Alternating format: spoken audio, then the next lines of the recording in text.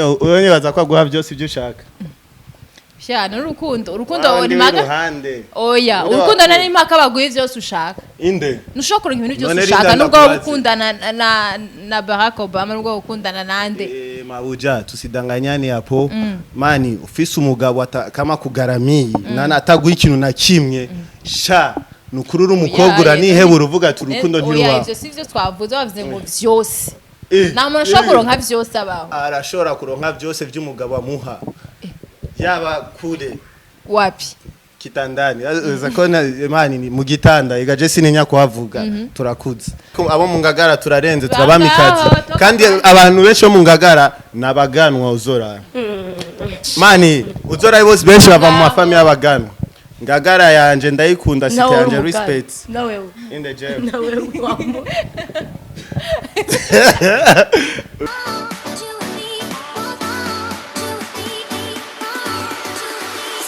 Abakunzi wa Magic Channel TV nibaze komeze neza jewe ndakomeye gose kuri mikoro muri kumwe na Ornella Kiman as always. Uyu munsi rero ndi kumwe n'abatumira abantu bari mu mazi iminsi munsaba kenshi dushaka abana mu muji dushaka abana mu muji. Umunsi twaronse bakey but nababazani. Turi kumwe na MARLICOOL na LYNCA nibaze ko mubazi. Turaramukije rero.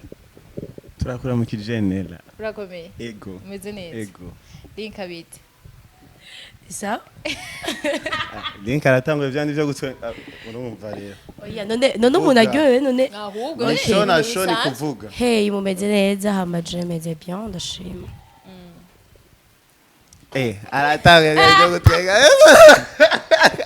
Aratangwe byandi by'abasoni. Anyways, gute rero mumeze bien ça va. Twe turashimura tu abana bo mu muji bose miko muratura vraiment twe turi ready to you already know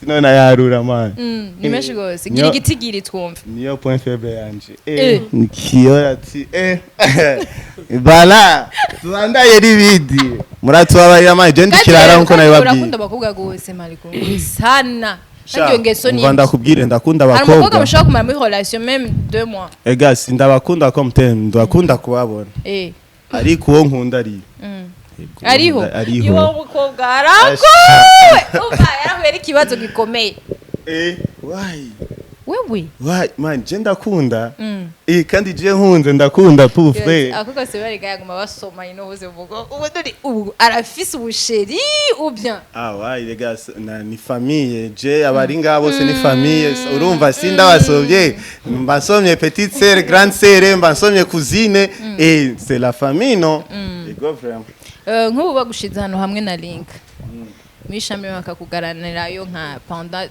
2 semaines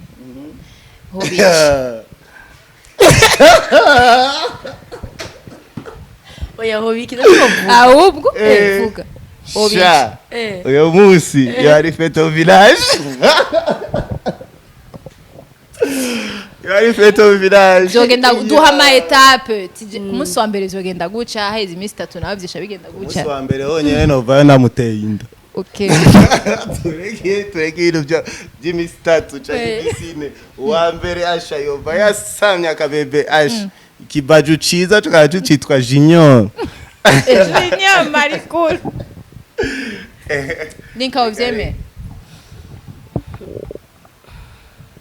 navyo ndakwemera navyo kwemera kubera umusazi ega tocha tugira la famille ari budiye kwikozo ni la famille oya reka twego atevye kwishura umengo oya haraho byo ega nuko nyene nabona tundi kiboga nyene nashobora no kunamuterura toka pale we asha akini tuangalia unaelewa mwili wako kweli utanishinda Sikamvuga jewe tuko tuvuga LYNCA ega na LYNCA niliona nani a déjà yo kunanira déjà c'est européenne none uza ko yananira gute toka pale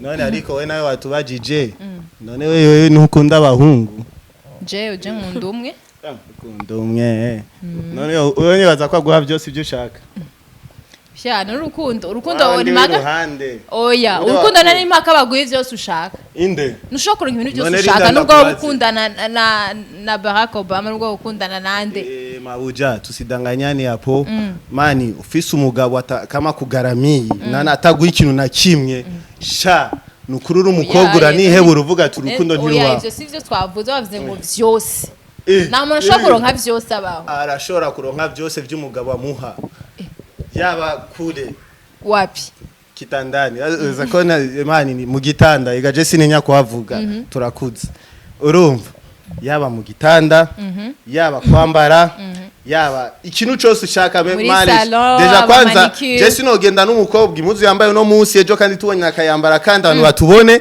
ifoke ndamugurira yindi kwa abantu babone ko mba mfise umukobwa atamara ufise tamara fise unajikoche bra urenda kuiba aha Washe wanagufate umusuma yakini umeshaboche. Donc nuya sheri wa muri kumwe uramugaramiya donc. Mani nawe nenye narabizi asha. Ndamutera frappe linka namubwira ati c'est la famille. Urumva namutera frappe nkaja kumwigura. Akini kesho nyona nava bien asa neza. Mani biraryoshe gutambuka n'umukobwa asa neza mwibarabara. Mwibarabara aho rero uraguye nabi mwibarabara donc. Sumuziye gari. Erega abantu bavugana muziye gari. Niwe yese agari. Yeye tapire akinga mwaza muziye gari. Bro, rashikaga bisi hapa na hapa kibidi je no kuri bisi nda negotiation nkani ndayikurako. Asha. Amanguraga umukobwa. Why? Bashaka ijya senkani je muri kese muri amarira kumugurira labelo naga parfum. Urumva? Reka. Turagaramyaga ndabana twachikaga imbiyo. Yo, aho rero bashindagenda mu maramaze je simbiki banga. Kare karambira ngo rera urwe bamevye. Ngo bari niheba. Na kibazo bamevye akini sawa wananiheba leo kesho napata wengine. Urumva? Habari undi wa reserve inakuwa ni dame tu. Pio kitoka panakuja ingine. Tunakurana. Urasikia urumva mani rero abakobwa kandi rero ari kibazo kimwe abakobwa bafise. Umukobwa afise kibazo kimwe si umukobwa mwebwe turabadraga muri abashiki bacu twansemani ariko ifoke umuhungu sometime muze muramutahura ngo shya kuje umuhungu atangira confiance ngo umuhungu why sindabwira confiance uba winje mu mutima wanje ndabe ko ata confiance mba ndagufitiye no biravana na act abareka aragukorera sivyo link kandi bivana n'ibikorwa rega ibikorwa nivyo bigize leo sange wowe uragenda ukamuvanga hiyo ugataba ni mume beshu yanje kwanza ndayirwe ayo bavuge miyo beshu kwanza ndayinwe kwanza ama bavuge jewe sinzi asha ama act ni yatuma umuntu bamugirira confiance jewe vraiment umukobwa abakobwa ifeke je ndabihanganya kandi je ndabivuze ngo nta confiance amfitiye ngo genre wamaze kumbesha rimwe mani sindakubeshe je sometimes tuba turi mu bikorwa byinshi ajya mahera ndakuzanira nibaze ko mba nayarose facilement nagiye kwa papa na mama donne-moi l'argent ngo j'ai une fille que je vais donner l'argent non nivyo nagiye kurondera sasa rero mwebwe mukaca muza ngo yambeshe ngurumva ngo ndamuhamagara ntaze ngo akambeshera wayi nakubeshe kandi ngo jewe basi je ndashaka kuvuga ati ibyo bintu ntavyonze mugari linka kenshi muri kumwe niki ibyo bintu nivyo waratanga amahera uyu mungu numubeshe Ada sura yake biraboneka sinoshobora kumuha amahera linka kwera yafise kandi afise umugabo mu diaspora oya niko turavuga kuyamuha urumva niko turavuga kuyamuha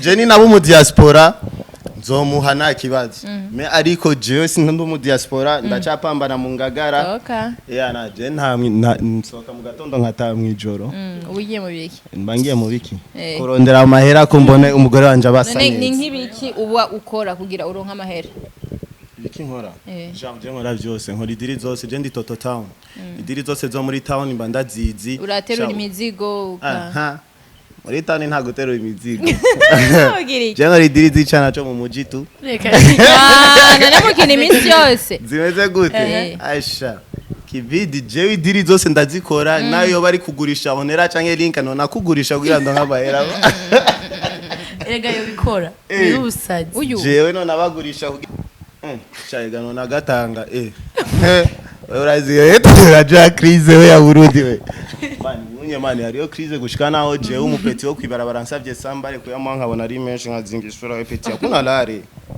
aho ya peti yakuna lare reka Urubara bubi vrema. Hapana sugana bubi. Sasa huyu mauja yetu hapa ni kazi tu kucheka cheka tu. Umepasa ndio watatu kwa. Ahubwo tubwire iyo nkuru yo mu diaspora. Na tubwire diaspora kandi aranamukunda gose. Nwahehelinga. Nwaye mu gihugu cyahe Canada, Australia, Europe, Sweden. Abahe. None ndababaye. Ushaka kumenya? Uyu dushaka kumenya. Kari attention ari abakobwa bibeshere mu bujere mu diaspora kumbe ari Kinshasa gaburiko. Ya. Ejara tugire. Ntabwo bari mu Burundi, ntabwo bari mu Burundi. Voilà, diaspora. Ahari hose. Ari nzava y'akazino mu diaspora. Na mimi ntaenda Uvira munite diaspora.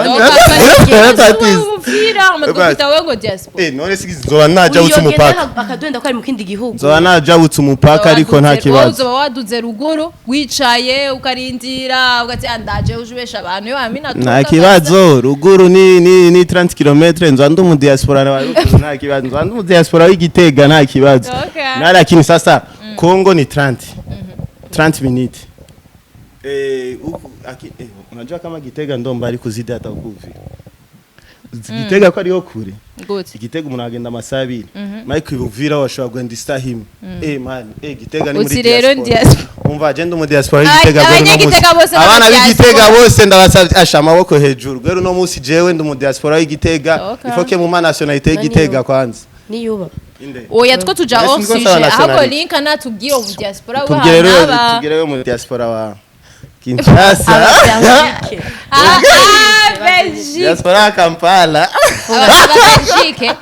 Aba Belgique. Yagiye muri Serbi. Aba muri quartier Matonge. Oya. Famille yose yiwe niyiba. Ni mtoto Belgique. Quartier Matonge ndo karaishi. Quartier Matonge ni sombe jirani. Ni sombe ni Wow, waragiye ugira uzibona. Ikiye kandi afite umukuza muri quartier Matonge. Ewada. Ah, ufise vangaho. Inde jewe ndafise umukuze aba muri quartier Matonge. Muri Belgique. Nayo iyo quartier Matonge imeze gute? Iri muri Belgique ni quartier ni Congo ba. Karamabembe. Ni baba Uvira Karamabembe. Unasikia tu ndagala stonde. Utina sheri wa linka ni yani. Asha. Ndo kwenye ni Belgique si ni Ulaya tu. Lakini quartier gisi nafanana. Ni Bubembe.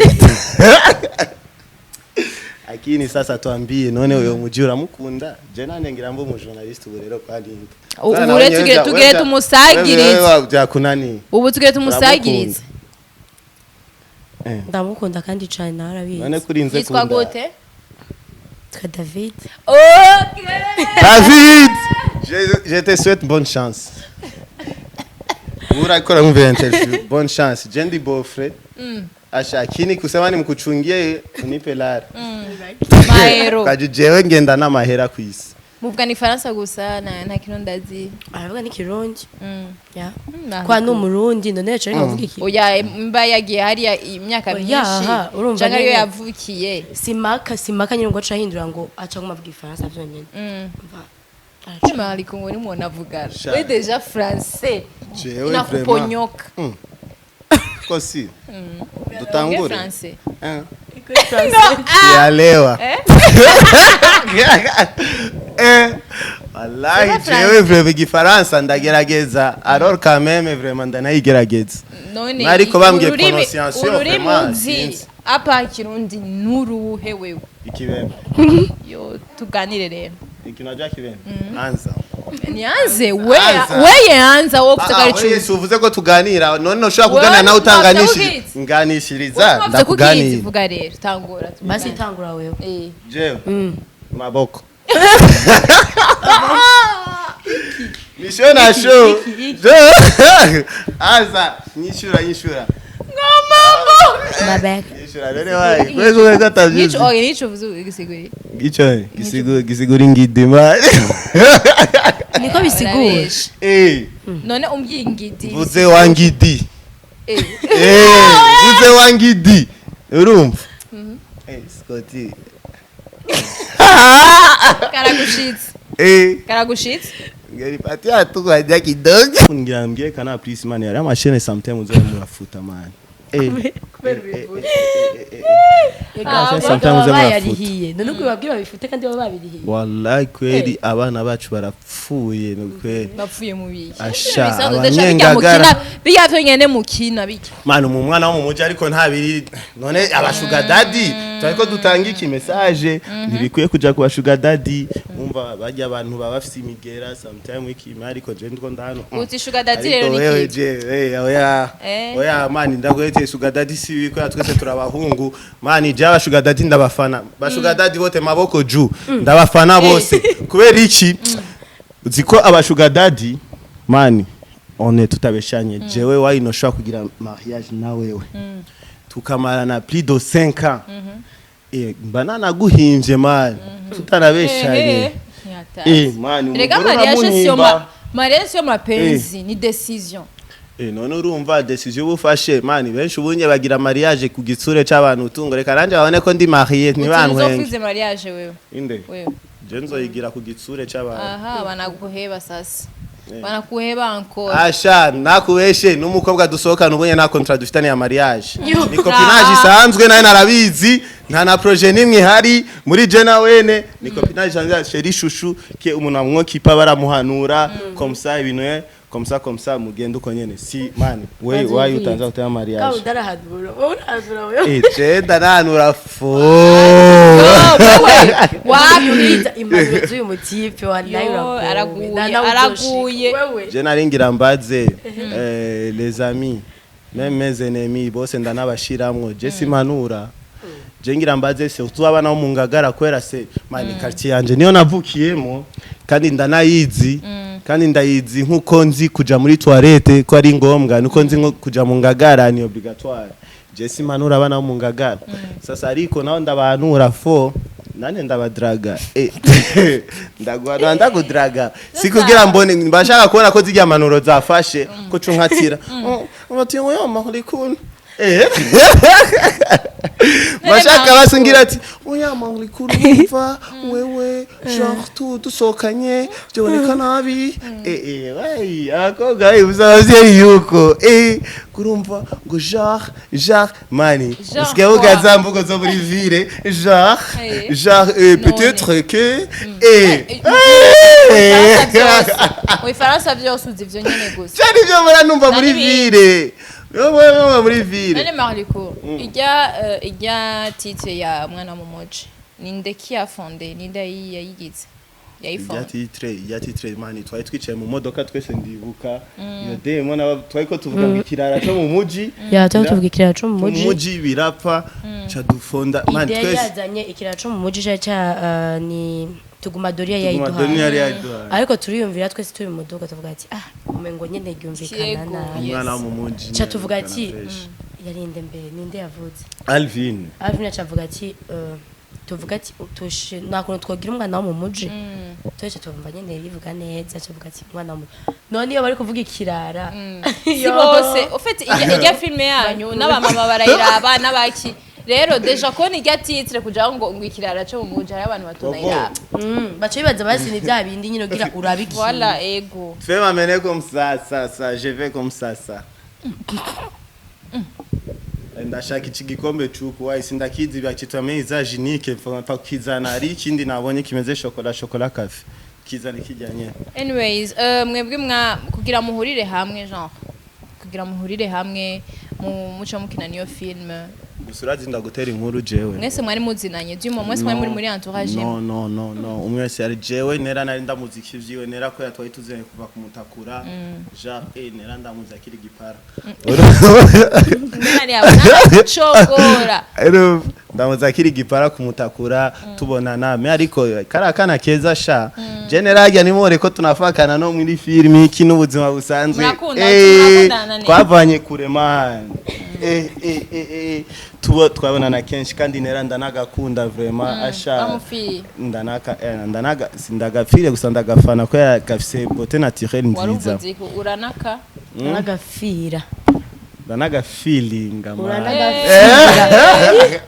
ndanaga feeling ama linka nayo ikirara canje umunsi wa mbere asha umunsi wa mbere twabonana na linka kwanza ni twabonanye twavuganiye ku telefone umugenzi wacu ariko nsimaka tumuvuga izina mu kiganiro ntiyo jam urumva simaka tumuvuga izina umugenzi wacu asha yumva yaramubwiye ati ngo yo MARLICOOL ebana mimi niko kwa grobu niko na mtoto mzuri anaitwa Lynca hapa ebana nikamwambia sasa hiyo Lynca ni wa wapi ngo yana ngo amukanyosha kasema uyo mwana ko arenze amubwiye ati none yo Lynca ko numva kwanza ni izina ry'aba Europe mume kwanza tuvugane sana nitika hivi kaja sauti ya kukera kwanza ikasema bro bwabuchomeshe jasha urumva ba après cela nyene yari mwijoro bane ari ma 19h bukeye bwaho rero candazindukira rero aho Lynca yarari asha ndamubona Lynca bien man ana nanje navuze ati foke jewe nja morning ndawuyo mwana bambwiye ko ari mwiza akafise ijwi nk'umuntu ayejeje gucoba ibagi z'igihumbi urumva ndamurabe nikaona mtoto mzuri afu amekuwa anavaa dira afunikishana ile dira nikasema kweli mwana kweli nafsi ijwi ryo gucoma kweli gusa dori mariko na chensanga Lynca ifite akajwi ka bien umva ajyanye bari bamucobesheje sitwaye gusa ntacoma mu buzima busanzwe ndanamuzi kweli nyine n'umuntu wanje wo hafi gusa ariko amengo ingene yavuga ujya munsi nimbari yavuze sana nimbari bamurishije ibikere je ne sais pas sinzi kweli gusa ariko kuvuye munsi je na Lynca twace tu abagenzi mais ariko arinde aksira yagiriye sizobadara yuzi yagiriye ana aksira yankini cyo sino nayivuga kweli yayivuge abanyagitega mwihorere beriwe muyiza mwitubwire vraiment ayagitega ariho bayi ubu deja ngo meve nkankayi kandi ndoje ikiganiro ngo mangende ntanayizi iyo action yegi kiganiro reka gihere yari action tuyivuze ni ndefu oya ucisha ko mu majambo make chishako sha iyo nta shako oya kuna tatu napenda kusema sio tuseme yote kweli yoye ndio yatera yo chanahuka tuzisebe yote tukono ningo z'abandi ariko arubaka kandi ndumva bientôt azagira predote sasa tusimwaribishi Livyo Lynca predote abaye bari inyuma ya Lynca musezere mubwire bye na wamuntu navuze sha Obo nshenda bumenya direct mtamvuze rizi ataguzwa na niye lettre Nochayimenya agaswera hasi ngo muvuga uwe sha yamutubwire no ngo uzonkubita ngo mvugira mu bantu bashike barkuri wallahi agira meni banga tuvugi urano uyu mukobwa rero tabateri huru Lynca arakunda man iyo nkuru tubwira muri wa mu ex wiwe anakunda man nubwo mwasa kuvuga izina iyo nkuru oya man irekana niyo nkuru we naye araba journaliste barataka kujura yote oya dibi iyo nkuru gusa gato yibazi atakufuza muhinchi kitakujura yote acha shano chake kumenya byose ibyo bindi tubireke tu ama guys genda ziko turabakunda sana abana mu muji mwese afunda nakunda kati yanje sana mu Ngagara abana mu Ngagara mani muze mu ya respect kwa mu Ngagara nanu ahimba ya kuva kera cyane umwana wo mu Ngagara bamwumvise bawumvise ikindi kintu ana wese uri umwana wo mu Ngagara ifoko wishima kwanza ishime d'abord nimbura umwana wo mu Ngagara ana Ngagara yanje kati yanje ndanayikunda n'abakobwa babo bari ni beza babyita déjà c'est la royaume des belles filles urumva attention mani Yann Santana yarangyoye la royaume des belles filles urumva rero mwe muri abahene muri abamikazi abahungu mu Ngagara namwe muri abahwa muri aba prince rero urumva rero asha mwishime kwera mu Ngagara niyo quartier ya mbere none ko ikijunyo atavuze mu Kanyosha kaka atavuze mu Kamenge imba mwaragiye muramubwira ngo bavuge muri yo Ngagara inde yarahazi none je nari kumwe na Junyo abarundi tuku ni beza ivyo bintu byo mu ngagara ni oya no abarundi bose ni beza ariko abo mu ngagara turarenze turabamikazi kandi abantu benshi bo mu ngagara nabaganwa uzora mani uzora bose benshi bava mu mafami y'abaganwa ngagara yanje ndayikunda site yanje respect nawe in the jail nawe wamo urumva jewe navuze ko abenshi abanyengagara baganwa ama jewe mva muri famille kiganwa y'ikiganwa kazi mva muri famille kiganwa kazi mama wanje n'umuganwa gusa papa wanje urumva we papa wanje si umukongo papa wanje n'umurundi jewe mani jewe ana gusa jewe gusa ico novuga tu abanyengagara n'abanyagihanga igihanga niho muhira kwa papa igihanga je abanyagihanga mwese mushira amaboko hejuru mwiyemere kwera gihanga karama bembe utateta diaspora uvira gatatizuka de Belgique yonyara abagutse kwa channel TV ribaze ko mwaryohewe guys nshobora kuzana abantu ngago tuvuga ibintu biri sawe mu bisanzwe nashobora kwicara kuvuga ibintu biri sawe même 2 minutes asha ushaka umukobwa ashaka tuvuga ibintu biri seria azondondere inbox asha ntangi nimero ya WhatsApp uti atakutongoza mpaka bana wezo akantongoza gaje Jesse nieme ko ndumuboga abana mu ngaga bikunda abahungu bifite inoti gusa je ntangi nimero oya muzondondera no kuri Fibi ndahari ni MARLICOOL irakoze uzombora urashobora muri Fibi mbona abereye ko ndamuvugisha asha iyo munsi nimero nzoca ndayimuha gusa ariko mubahwe tu ego turabashimire ku mwanya mwaduhaye Lynca na MARLICOOL murakoze turashimiye Magic TV turashimiye Scotty turashimiye Ornella nawe turagushimiye gusa kandi uranaberewe ma sinayibwa bikubwire gusa yake ngo tumadura kenshi amusore mwana bwabimbiye umengo ngira ngo twaradura mbihiwe oya sikuvuga ati ngo twaradura mbihiwe urumva ajya muri ga mwanya mba nifite ibindi mu mutwe umugore abayiko arancanga ko yaje ndanasubiyemwo ma femme je t'aime aranabizi kwanza ko aranovyumva abi je t'aime beaucoup abi aranabizi urumva ushaci teka bye bye zoom mwigwe neza